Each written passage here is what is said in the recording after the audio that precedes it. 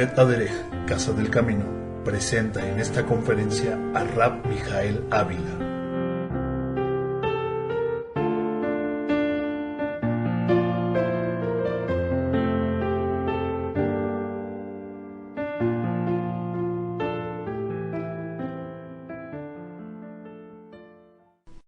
Shabbat Shalom, desde la sinagoga Bet Aderech en la ciudad de Toluca, en el Estado de México, en la República Mexicana.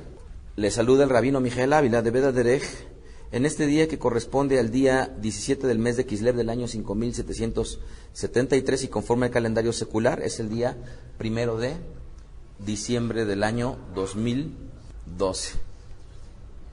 El día de hoy es un cambio, es un parteaguas nuevamente en la historia de México, porque estamos viviendo el día de hoy un cambio, una transición de gobierno, en donde lo que le llaman la alternancia se está comenzando a dar, y esta alternancia no deja de ser incluso saludable para el propio país. Yo leía algunas cifras en donde la configuración de la República Mexicana en cuestión de sus gobiernos por partidos se pintaba de un color y en el siguiente se pintaba de otro, y en el siguiente se pintaba de otro, y en el siguiente se pintaba de otro. Como que la sociedad mexicana ya está entrando en un grado de madurez que, aunque no necesariamente responsabilidad, otra vez, de madurez para ejercer la libertad y el derecho que tienen, no necesariamente en conocimiento que le sustente su decisión, ¿sí? Sin embargo, el hecho de ejercer un derecho nos da a nosotros la posibilidad de ver que los tiempos en México necesariamente tienen que seguir cambiando, y yo creo que lo que estamos viviendo el día de hoy es parte de. En esta semana, la Perashá titulada Vayislach, ¿verdad? En esta semana hemos abordado cómo es que regresó Jacob y envía mensajeros en Shalom a Esav para calmarlo. Yo no recuerdo exactamente, Shari, tú habrás escuchado una conferencia que impartí que hablo de la estrategia que hizo Jacob cuando manda a Esav. Hay una charla, hace algunos años la compartí, en donde comparto las estrategias que él sigue precisamente para el encuentro con su hermano, ¿verdad? Y cómo es que Jacob toma precauciones dividiendo los campamentos, ¿verdad? Jacob antes de esto pelea con el Malaj del Eterno y emerge victorioso. Y cómo es que los hermanos se reencuentran y se reconcilian. Pero Jacob, aún temeroso, ¿se acuerdan ustedes que rechaza la oferta de su hermano Esav de que vivan juntos? Y luego viene una descripción de nombres tras nombres tras nombres que hemos leído, ¿verdad? Y cómo es de que en esta ocasión vamos a encontrarnos con que Yitzhak, igualmente a la edad de 100, ¿a cuántos años? 180, es enterrado con sus hijos, ¿no? ¿Sí, 185? Bien, pues el día de hoy nosotros nos encontramos una vez más con algo que es habitual vivir. Y esto que es habitual vivir me refiero es a la convivencia que se dan entre hermanos. Yo lo que he podido observar en la historia de mucha gente es que pudiéramos nosotros pensar que 2 personas o 3 personas o 4 personas o 8 o 12 personas que viven bajo una autoridad, bajo una disciplina, bajo una enseñanza, bajo una educación, a la postre su destino será semejante. ¿Por qué? Pues porque fueron educados de alguna manera un tanto igual. Sin embargo, yo me atrevo a decir que esto en realidad es la excepción. En la mayoría de matrimonios, los hijos, en la forma en cómo son educados, se distancian unos de otros, y tal pareciera en algunas ocasiones que es como si fuera el agua y el aceite. Y se convierten en agua y en aceite porque tal pareciera que ambos estarían educados o con una perspectiva diferente de la vida y de acuerdo a como sus padres los enseñaron. Esto, que es a mi juicio la regla, conlleva en muchas ocasiones que en la medida que crezcan los hijos van a tener dificultades, y dificultades entre ellos. Y aquí es bien importante entender que la cercanía de la familia conlleva el que exista una forma de relajarse, y esa forma de relajarse y la cercanía haga que sea mucho más fácil enojarse con alguien que es familiar que alguien con el cual es desconocido. La gente habitualmente somos dados a que con la familia nos vamos a aprender mucho más rápido y nos enojaremos dependiendo del orden. Si el hijo o la hija a la madre menosprecia, y aquí quiero decir que esto también es algo que tristemente lo veo con mucha frecuencia, la mayoría de las madres hoy en día ceden su autoridad y la ceden ante los hijos, y a la postre los hijos le pierden el respeto a la madre, y entonces si ya no le tienen respeto a la madre va a ser por igual casi en enojarse con la madre que con su hermano. Pero si a la madre todavía le tienen un poco de respeto, sería más fácil pelearse con el hermano porque él no te manda, porque él no es una autoridad sobre de ti, y esto sería habitual vivirlo. Esta convivencia, aunque nosotros no nos demos cuenta, a final de cuentas es un perfecto ejercicio para el futuro. ¿Por qué? Porque lo que sería nuestro futuro, si así lo deseamos y está la voluntad del Eterno puesto, cuando nosotros lleguemos a mayores y obviamente exista una relación conyugal, la relación conyugal lo que va a conllevar justamente es nuevamente a tener una intimidad tal que las rispideces tarde que temprano se den, que las problemáticas tarde que temprano se den, que va a ser más fácil pelearse con la esposa, con el esposo, que con la gente de allá afuera, y esto, a final de cuentas, será en algunos casos un perfecto espejo de lo que pasó. Por ello es que es importantísimo, a mi juicio, estar considerando algunos aspectos que creo yo son importantes. Punto número 1, amados, nosotros como padres tenemos la obligación de guiar a nuestros hijos, pero detrás de guiarlos nosotros tenemos que tener siempre la necesidad de pedirle sabiduría al Eterno para no cometer ante los ojos de nuestros hijos injusticias. Yo no sé si alguno de los que me está escuchando en la grabación, alguno de los que está aquí, alguna vez haya sido increpado por algún hijo o una hija en donde les increpó un acto de injusticia. Y eso también no es raro encontrárselo. Pero cuando los hijos ya están percibiendo que está habiendo injusticia aparentemente con los padres, pues obviamente son indicios de que hay situaciones por ahí que atender. Pero también es bien importante que en la relación de los hijos, nosotros como padres, en esa guianza y en ese ejercicio primario para un futuro, tener una relación igualmente íntima con su futura o su futuro esposo, tenemos que incidir en qué aspecto. Y ya lo vamos a ver más adelante.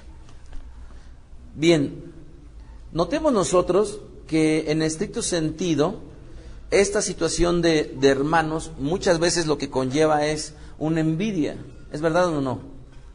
¿Y por qué conlleva una envidia? Porque efectivamente están creyendo ellos que sus padres, alguno de ellos está teniendo alguna actitud, algún trato preferencial sobre alguno de ellos, ¿verdad? Y esto lo vemos desde el tiempo de Génesis en la perashá pasada, en donde dice Bereshit capítulo 30 verso 1. Viendo Rachel que no daba hijos a Jacob, tuvo envidia de su hermana. Entonces ya vemos cómo es de que efectivamente Rachel, ¿a quién envidiaba? ¿A qué hermana? Rachel envidiaba a Lea. Entonces esto es algo que no es nuevo para nosotros, sino es algo que ya existía. ¿Y de dónde nace la envidia? Según el diccionario, ustedes pueden constatarlo, que dice que es tristeza o pesar por el bien ajeno. ¿Qué quiere decir esto? Yo me entristezco porque a alguien le está yendo bien. Ustedes notaron en la Haftará, en el libro de Obadía, cómo le empieza a recriminar Y empieza a decir el Eterno, por cuanto te alegraste por el mal que le pasaba. ¿Se acuerdan ustedes? A Judá. ¿Sí lo notaron o no? Se los voy a leer porque es algo que lo acompaña precisamente esta perashá. Y en el libro de Obadías, si me acompañan, capítulo 1, versículo 1, tenemos lo siguiente. Dice ahí, voy a leer un poco más adelante de cómo comenzó la Haftará, y dice, verso 10, por la injuria de tu hermano Jacob te cubrirá vergüenza y serás cortado para siempre. El día que estando tú delante, llevaban extraños cautivos su ejército, y extraños echaban por sus puertas y echaban suerte sobre Jerusalén, tú también eras como uno de ellos. Pues no debiste tú haber estado mirando en el día de tu hermano, en el día de su infortunio, no debiste haberte alegrado de los hijos de Judá en el día en que se perdieron, ni debiste haberte jactado en el día de la angustia, ni debiste haber entrado por la puerta de mi pueblo en el día de su quebrantamiento. No debiste haber mirado su mal en el día de su quebranto, ni haber echado mano a sus bienes en el día de su calamidad. Tampoco debiste haberte parado en las encrucijadas para matar a los que de ellos escapaban, ni debiste haber entregado a los que quedaban en el día de la angustia. Fíjese lo que dice. Porque cercano está el día, dice el Eterno, sobre todas las naciones, como tú hiciste, así también se hará contigo.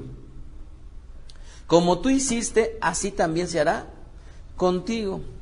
Entonces, noten ustedes cómo es que esta justicia perfecta que existe y que nosotros conocemos emblemáticamente a través de un pasuk. ¿Cuál es el pasuk que habla por antonomasia de la justicia? ¿Cuál es el pasuk? Sí se lo saben. Y cuando se los diga van a decir, ay, sí, cierto. ¿Cuál es?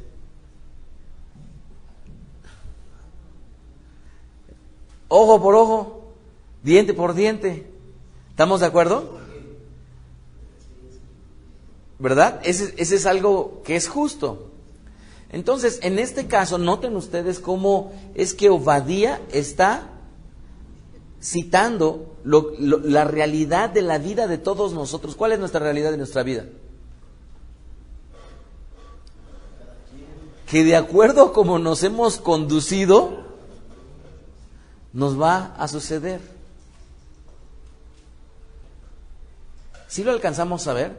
De acuerdo a cómo nos hemos nosotros conducido, nos va a acaecer. Y esto es algo que es justo, ¿es verdad o no? Es justo, ¿es verdad o no? Entonces, por ello es de que la boca es uno de los elementos que es indispensable guardar. Entonces, si regresamos al tema de lo que sería la envidia, entonces cuando entre hermanos están teniendo tristeza o pesar por el bien ajeno, es algo que les acompaña. Regresemos ahora a Bereshit, capítulo 37, verso 11. Aquí ya no son dos mujeres que tienen envidia. ¿Quién creen que es? Hermanos. Génesis 37, 11 dice, y sus hermanos le tenían envidia, mas su padre meditaba en... ¿Quién es? Yosef Atzadik, que estaba siendo envidiado por sus propios hermanos. Entonces, cuando nos damos cuenta de esta clase de sentimiento que sobreviene al hombre, la pregunta es, ¿acaso alguna vez en nuestra vida nosotros nos habremos librado de él? Tal vez de chicos tú no tenías un juguete que hubieras anhelado, una muñeca que tal vez le daban de comer, y si la tenía una niña que tú la conocías y que en ese momento albergaste algún sentimiento de que le estaba ocurriendo algo bueno a ella, pero que a ti no te estaba gustando, ¿es verdad? ¿Sí? Esto, en estricto sentido, la Biblia, en el libro de Salmos, lo asemeja al fuego. Vamos a verlo, Salmo 79:5. Dice, ¿hasta cuándo, oh Eterno, estarás airado para siempre? ¿Arderás como fuego? Tu celo. Entonces, ¿qué características pudiera llegar a tener el fuego? ¿Qué características? ¿Sí consume? ¿Qué requiere elementos? Alguna vez nos compartía Sharet que para que se diera fuego hay elementos básicos, ¿verdad? ¿Qué se requiere? El oxígeno. ¿Qué se requiere? Algún flamable, ¿verdad? ¿Qué se requiere? Algún calor, ¿verdad? Para que esto se dé, a final de cuentas, hay elementos que se requieren para que esto se siga como fuego ardiendo. Entonces, en el caso de lo que vendría a ser las relaciones entre los hermanos, ¿qué es lo que ocurre? Si nosotros dejamos que entre los hermanos empiece esas condiciones a brevarse, entonces las diferencias entre ellos seguirán siendo cada vez mayores. Yo hay un dicho que utilizo mucho con mis hijos, o mejor dicho, no mucho, eventualmente, de vez en cuando, y lo utilizo en tres direcciones. Alguna vez cuando alguno de mis hijos está atacando al otro y que de inmediato yo observo esa parte de injusticia o de acto incorrecto, yo intervengo y le digo, no te metas con mi hijo. ¿Y por qué le digo a uno de mis hijos que no se meta con mi hijo? Porque en el momento en el cual él está haciendo un acto ante mis ojos injusto, o tal vez de daño, o tal vez de señalamiento sobre su hermano, pero eso está siendo injusto, la enseñanza que yo les quiero dar detrás de ello es el hecho de que nosotros como autoridad tenemos que salir a defender a lo que vendría a ser la justicia. Esto también lo utilizo para con mi esposa. Alguna vez que alguno de mis hijos, no sé, está duro y dale, queriéndola tal vez hacer enojar, yo salgo en defensa de ella y le digo, no te metas con mi esposa, porque si te metes con mi esposa te vas a ver conmigo. Porque muchas veces no hay elementos tan sencillos para tomarnos y actuar. ¿Sí me explico? ¿Por qué? Porque en ese momento ves que aparentemente no hay nada. Mamá, pero déjame salir. Y están una y otra vez. Y tal vez no tienes hasta ese momento razones aparentes como para poder hacer un señalamiento y cortar esa petición de continuo. Pero sí existe la posibilidad de que esa petición de continuo, por cuanto está dañando a alguien de la familia, uno como autoridad salga y entonces uno le diga, ¿sabes qué? No te metas con tu hermano o no te metas con tu madre, porque si te metes con ella, te metes conmigo. ¿Y cuál es la razón que hay detrás de ello? Hace algún tiempo, algunos ayeres, teníamos la dificultad nosotros, como seguramente muchos de ustedes, de que uno de nuestros hijos, cuyo nombre no quiero dar, se levantaba todos los días temprano en la mañana de malas. Y la razón era porque, ¿qué creen? Se acostaba tarde. Por algo en especial, no, por una libre decisión de él. Y entonces detrás de esta situación, cuando yo escuchaba que todas las mañanas era un estira y afloja con mi hijo, estira y afloja con mi hijo, estira y afloja, yo tuve que salir un día, noten ustedes, no a decirle, sabes que ya no te duermas tarde necesariamente, porque insisto, nuestros hijos tienen, en la medida que crezcan, que empezar a tomar ellos sus propias decisiones. Resultaría muy sencillo y muy simple para mí salir y decir, sabes que está prohibidísimo y te metes a las 9 a tu cama. Pero en la medida que crecen los hijos, yo ya no puedo y no debo y no es correcto estarle dando órdenes absolutamente para todo. Y entonces empieza uno a dejar que ellos tomen sus propias decisiones. Y en esta ocasión, uno de ellos se levantaba de malas como consecuencia de que se había dormido tarde. Entonces, un día, cuando yo escucho que todas las mañanas ellos peleaban, bajo yo, lo tomo a él del brazo y le digo, mira, ya estoy cansado de que todas las mañanas haya pelea en esta casa. Si tú te levantas de malas, no es porque te hayamos obligado a desvelarte, no es porque hayas estado estudiando, no es porque hayas estado, fue tu decisión. Pero sí te digo una cosa, tu decisión no va a perjudicar la vida de mi esposa todas las mañanas. No sé si empiecen a ver la diferencia entre el hecho simple y sencillamente de mandar como padre que se hagan a asumir las consecuencias de que nuestros hijos crezcan. ¿Sí ven la diferencia? Entonces ellos empiezan a desenvolverse y en la medida que se desenvuelven, obviamente yo voy a tener un perjuicio como consecuencia de sus errores. Pero esos errores muchas veces no son tan fácilmente punibles.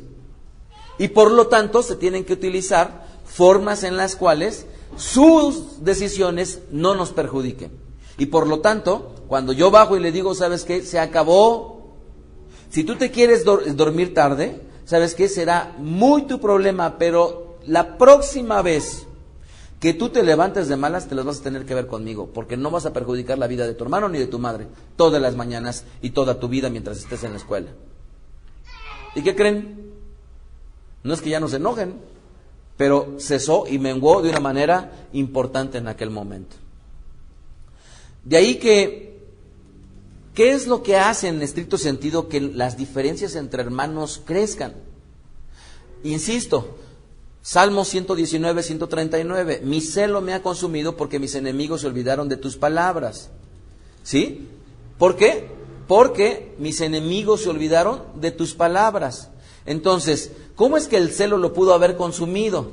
Porque había elementos que provocaban justamente que esto estuviera creciendo. Entonces, ¿qué pasa si alguna vez yo llego con uno de mis hijos y le compro tal vez un vehículo, un automóvil chiquito, de esos que se conducen porque tienen algunas pilas internas y que pueden manejarlo y demás, y al otro no?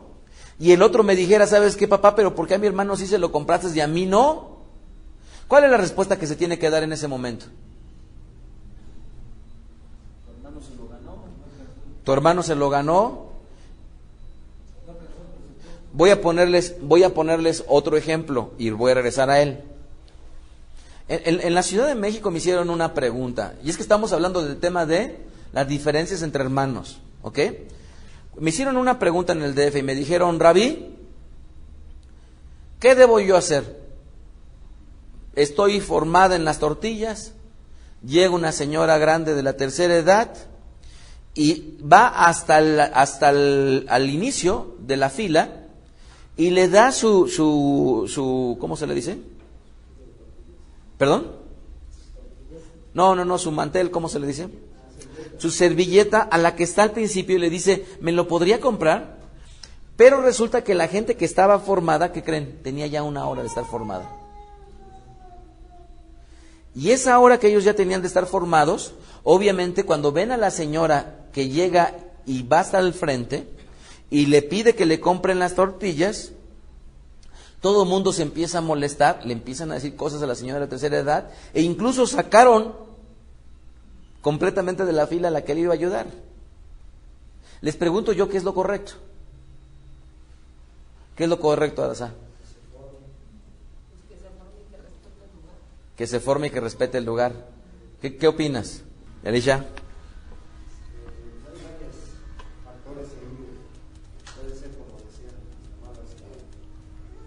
¿Sí? No puede estar tanto tiempo de pie por su edad. Pensando, porque no todos pensamos lo mismo. Es que se las compra, no hay ningún problema. Correcto. Bien, ¿qué es lo que ocurre detrás de ello? Saben ustedes que, por ejemplo, hay en infinidad de lugares en donde hay siempre acceso directo a la gente de la tercera edad. Hay algunos bancos, está, no sé, en el aeropuerto, está en cualquier lugar. Fíjense cómo es de que este ejemplo que yo les estoy diciendo es un perfecto ejemplo de cómo ejercer la justicia. ¿Cómo se ejerce la justicia? ¿Dándole a cada quien lo mismo? ¿Cómo se ejerce? Dándole a cada quien lo que le corresponde. ¿Cuál es el principio que la gente está empleando cuando están formados y dice, no, que también se forme? ¿Qué principio es? De todos lo mismo. ¿Están mal que ellos vayan y se formen? No, no están mal, porque están siguiendo un principio de orden. El problema está en que cuando viene una persona que trastoca ese orden, lo primero que uno tiene que pensar que es, a esta señora le corresponde formarse igual a mí, que tengo 20 años y que estoy aquí, etcétera, y que puedo mantenerme fuerte, y esta señora también puede formarse 1 hora. No. Entonces a ella le corresponde algo diferente, y entonces es el principio que se sobrepasa al orden. ¿Sí me explico? Hay un principio que es orden y que todos tenemos que cuidar, pero hay otro principio, ¿verdad?, que de justicia que se antepone justamente a este orden. ¿Sí lo podemos ver? ¿Sí? Entonces, una vez que vemos todo esto, regresándonos al caso de los hijos, es cómo hacer para que nuestros hijos efectivamente a la postre no tengamos dificultades entre ellos. ¿Cómo es? En primer lugar, ya vimos que no debemos de abrevar los celos entre uno y otro, pero para ellos, ¿qué creen que requerimos? Inmediatamente atender las posibles diferencias de clamor de injusticia entre los hijos. ¿Por qué? Porque, ojo, nuestros hijos ya de entrada tienen diferencias. ¿Qué diferencias tienen? Tienen diferencias en las edades. Tienen diferencias ellos posiblemente de género. Tienen diferencias por la posición de acuerdo a ellos nacieron. Tienen diferencias en relación del padre o de la madre, ¿verdad? Tienen diferencias si efectivamente uno es una mujer y otro es hombre, y alguno de los padres es machista. Tienen diferencias si alguno de los padres tiene alguna preferencia sobre de ellos, y tienen diferencias por sus propios caracteres, y tienen diferencias a través de la educación. Entonces, si nos remontamos a cómo podemos observar las relaciones, un caso importante que nos podemos remontar al principio es el libro de Bereshit. Vamos a Bereshit capítulo 4. ¿Cuáles son los primeros hermanos que tuvieron diferencias?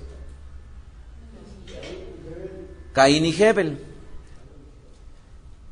Ellos habían tenido una vivencia en el pasado, ¿verdad?, que conllevó a que a final de cuentas tuvieran una importante disputa. Génesis 4:2 dice: después dio a luz a su hermano Hebel, y Hebel fue pastor de ovejas y Caín fue labrador de la tierra. Y dijo Caín a su hermano Abel: salgamos al campo. Y aconteció que estando ellos en el campo, Caín se levantó contra su hermano Abel. ¿Y qué creen que hizo? Lo mató, ¿verdad? ¿Qué hizo? Lo mató. ¿Por qué creen que haya llegado hasta ese extremo? Por una envidia, por unos celos, ¿verdad? Ahorita vamos a tratar las dos palabras como si fueran la misma momentáneamente, ¿ok? ¿Sí? Entonces, ¿pero ellos son acaso los únicos hermanos que han tenido dificultades? Pues no. En esta perashá, en esta historia de esta perashá de los dos hermanos, vayamos al inicio. Génesis 25:26.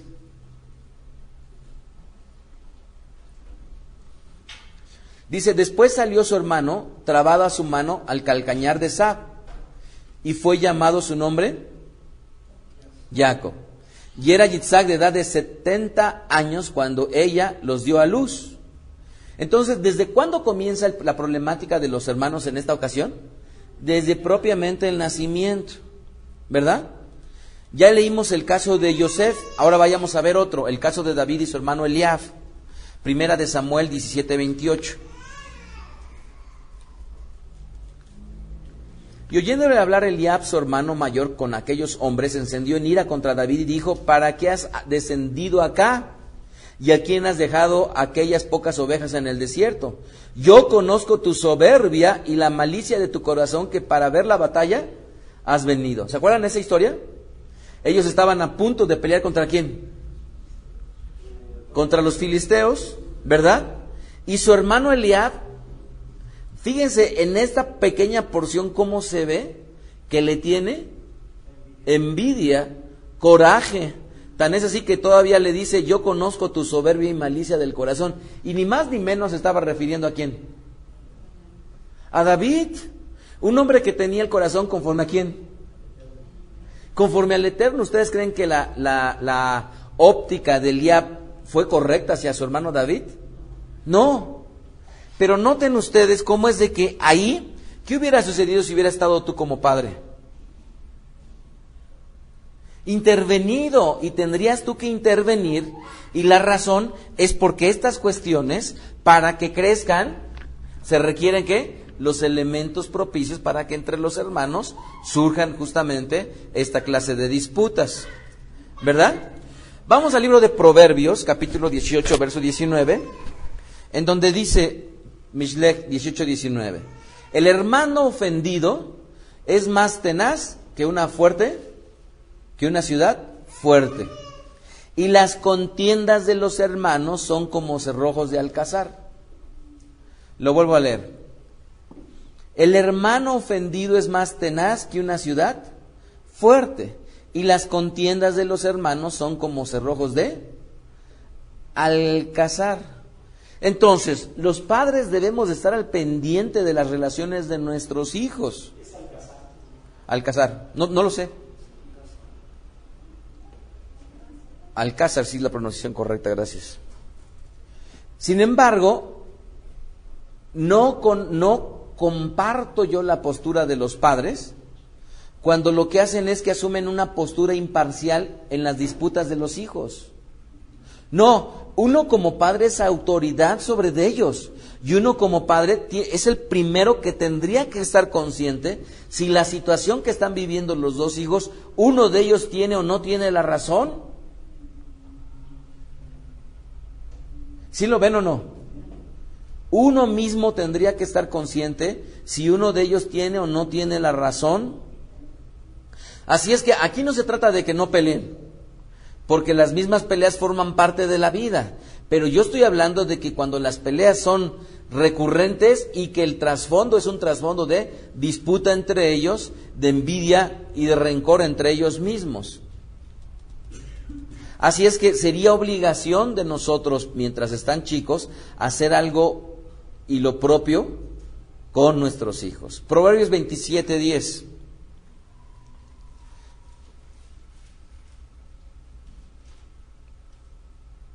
No dejes a tu amigo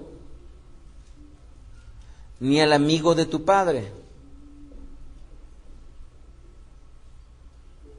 ni vayas a la casa de tu hermano en el día de tu aflicción.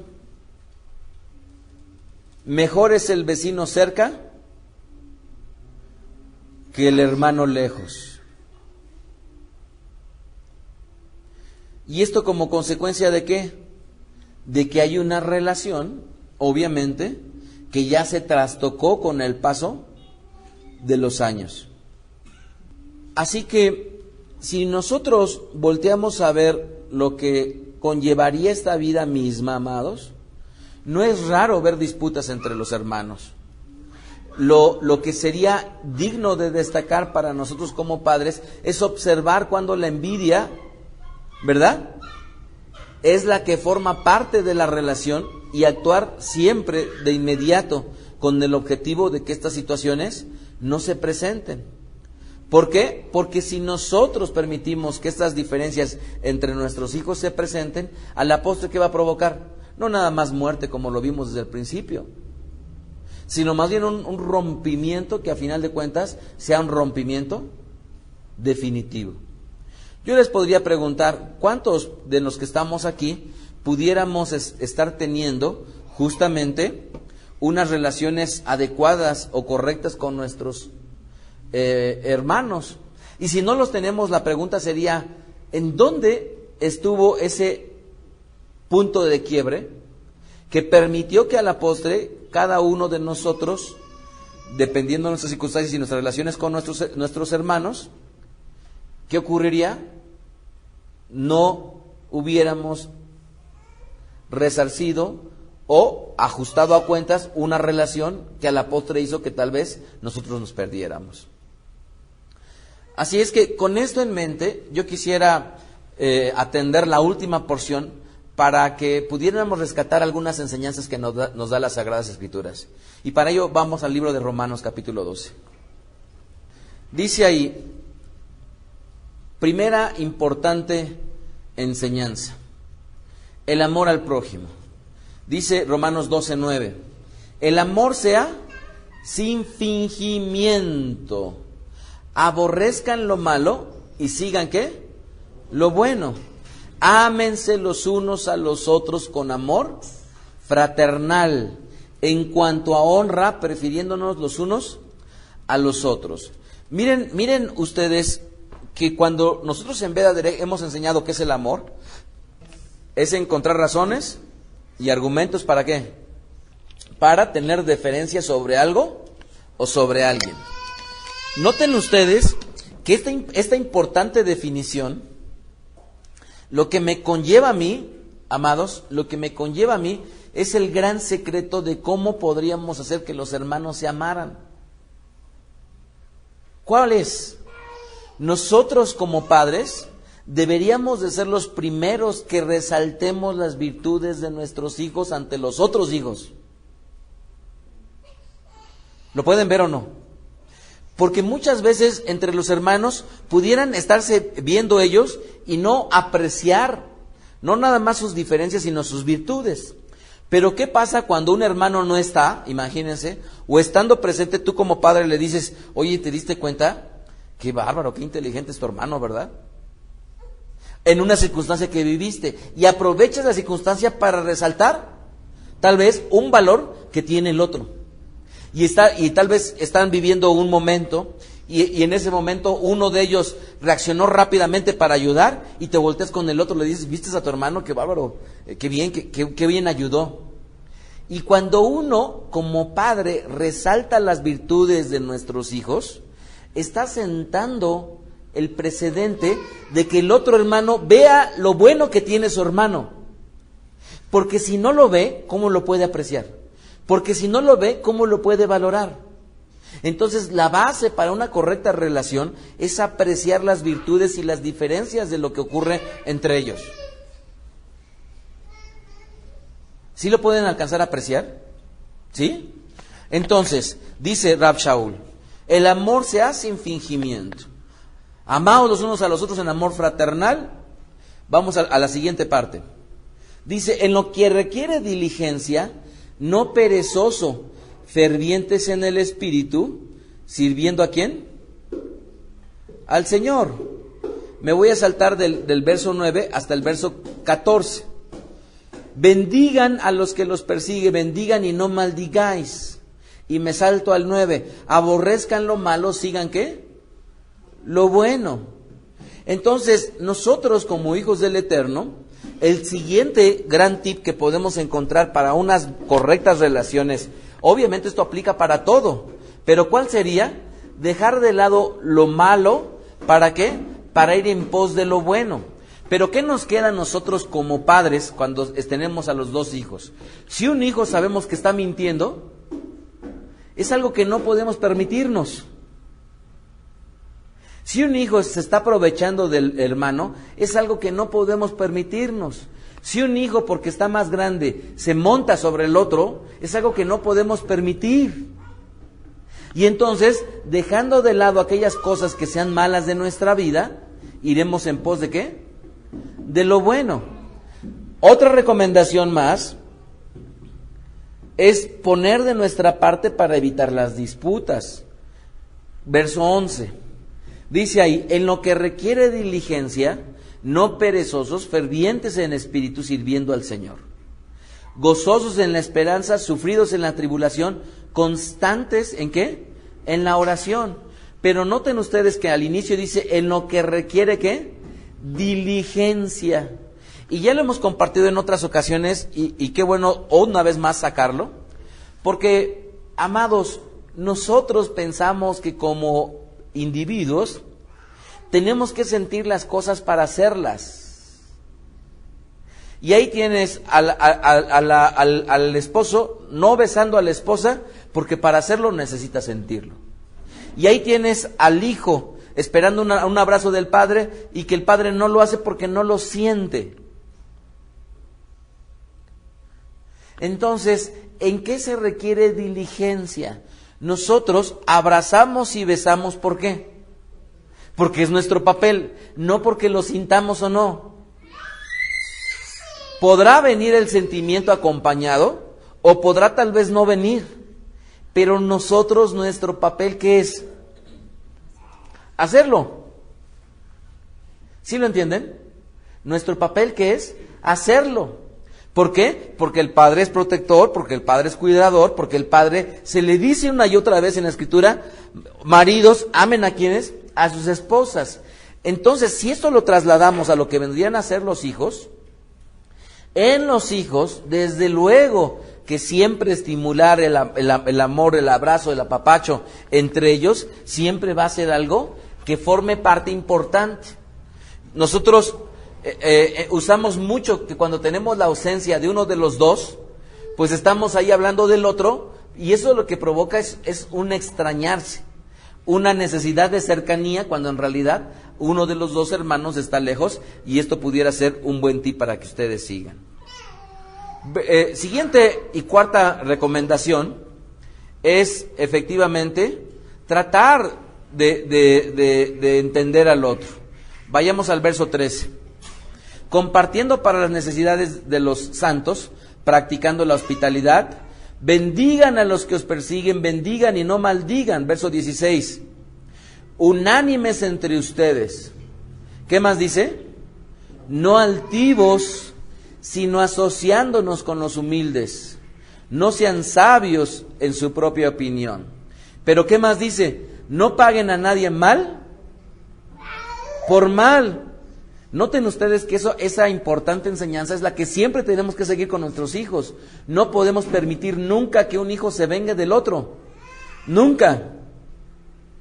Dice ahí, si es posible, en cuanto dependa de ustedes, estén en paz cada uno entre los hombres. No se venguen ustedes mismos, amados, sino dejen la ira del Eterno, porque escrito está, mía es la venganza, yo pagaré, dice el Señor. Así es que, si nosotros nos damos cuenta, ¿cuántas veces hemos visto la historia? Está una familia con los hijos chiquitos, ¿verdad?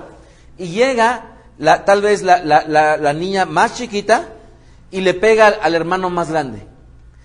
Mientras están todos descuidados, el hermano más grande se voltea y ¡pum!, le pega a la niña más chiquita, o viceversa. ¿Cuántas veces lo hemos visto? ¿Qué es lo que nunca debimos de haber permitido para con nuestros hijos? Venganzas. Venganzas. Entonces, así como hemos dicho, punto número 1, cuando los hijos sienten, recapitulando para terminar, punto número 1, cuando los hijos sienten que hay injusticia, lo que va a provocar detrás de ello es que exista la envidia.